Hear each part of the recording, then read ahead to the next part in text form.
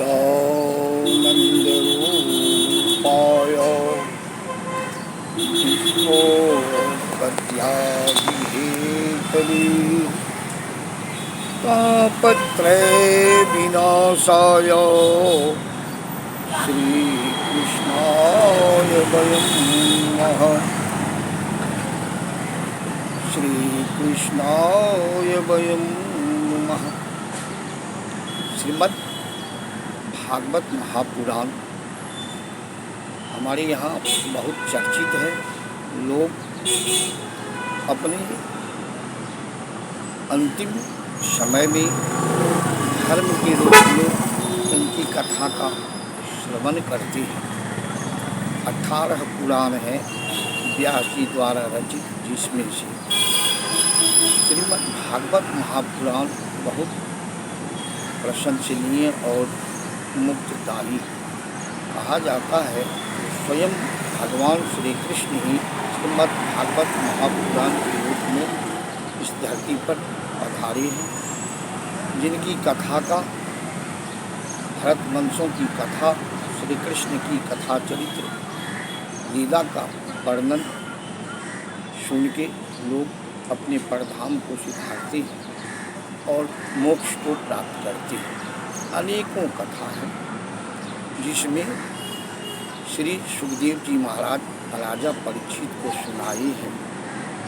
इसमें श्रीमद् भागवत महापुराण के 12वें स्कंद में कृष्ण सुदामा की कथा आती है। सुखदेव जी कहते हैं, कृष्णस्यासित सखा कश्चित् ब्रह्मणो ब्रह्मकर्मणः विरक्तः इंद्रियार्थेषु प्रसन्नात्मा जितेन्द्रियः। सुखदेव जी महाराज कहते हैं, कृष्णस्यासित सखा कश्चित्, कृष्ण के बड़े भाई के रूप में सुदामा जी थे और उन्होंने कभी नाम लेकर नहीं पुकारते। हमारे शास्त्रों में, समाज में, हमारे सनातनियों में माता पिता भी बड़ी पुत्र का नाम नहीं लेते। औरों की तो कथा और की बात। तो श्री कृष्ण भगवान की सखा कहते थे। इस विषय को श्लोक के रूप में सुखदेव जी कहते हैं, कृष्ण शासित सखा कश्चित्। सुखदेव महाराज भी कहीं भी श्रीमद् भागवत में सुदामा नाम लेकर के चर्चा नहीं की है। सखा, कृष्ण की सखा, सखाती कहते हैं, कृष्ण शासित सखा कश्चित् ब्रह्मणो ब्रह्मकर्मणः। सुदामा जी ब्रह्मकर्म में लीन रहते थे, ईश्वर भक्ति में सदैव रहते थे। जो उनकी यजमानी वगैरह जो कर्म था, लोग उसको करके जीवन यापन करते थे। लोग कहते हैं, लोकाचार में सुदामा जी भीख मांगते थे, भीख नहीं मांगते थे। ये सब था गलत। अपने पुरोहित व्रत यजमानी करके वो गुजर बसर करते थे। ब्रह्मणो ब्रह्म कर्म, अपने ब्रह्म कर्म में रहते थे। विरक्तः, वैरागी थे, पूर्ण विरक्त थे। इंद्रियार्थी स्वरूप, अपने 10 इंद्रिय में विजय प्राप्त की। प्रसन्न आत्मा, हर समय प्रसन्न रहते थे। जितेंद्रिय थे, बहुत संतोषी थे। ये उनके कथा का वर्णन है। तो कोई एक कथाकार इस कथा को कहते थे, कोई अच्छे संत कथाकार कहते थे कि एक बार की बात है, संदीपन मुनि के आश्रम में कृष्ण सुदामा पढ़ते थे। जंगल में संदीपन मुनि के लिए उनके आश्रम में लकड़ी की जरूरत थी भोजन बनाने के लिए। दोनों गए थे, कृष्ण गए थे, सुदामा जा रहे थे। तो उनके लिए संदीपन मुनि की पत्नी ने कुछ तंडुल दिए थे। वो तंडुल जाओ दोनों भाई में बांट लिए। उस तंडुल के विषय में कथा आती है। बहुत से लोग कहते हैं जो कृष्ण का हक खाए इसीलिए सुदामा दरिद्र नहीं, कृष्ण का हक नहीं खाए थे। वो जो तंडुल था, किसी बुढ़िया के घर से कोई चोर चुरा के ले जा रहा था।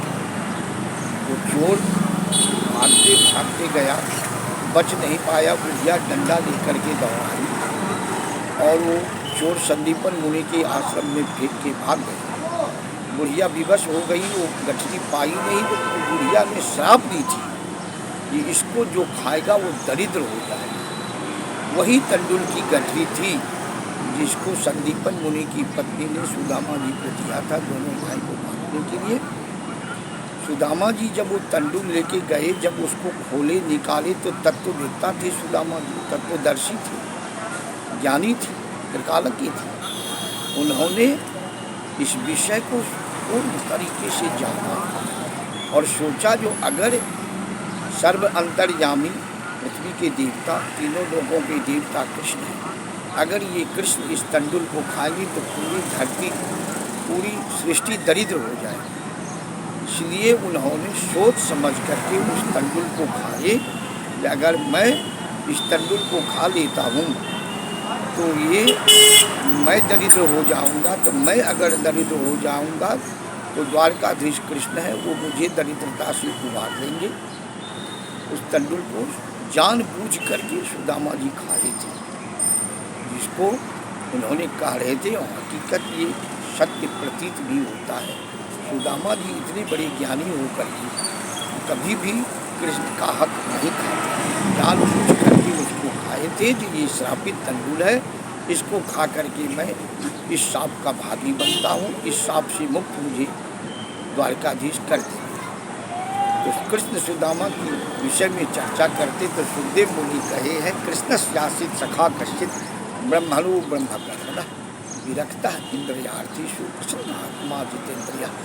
भले गरीबी थी सुदामा जी के पास, लेकिन सुदामा जी के अंदर कोई दुर्गुणता नहीं थी, जिसके कारण बाद में कृष्ण सुदामा का जन्म हुआ और भगवान कृष्ण ने सुदामा जी कुटिया को सुदामापुरी में परिणत करके प्रेम से बोलिए गोपाल कृष्ण कृष्ण भगवान की जय।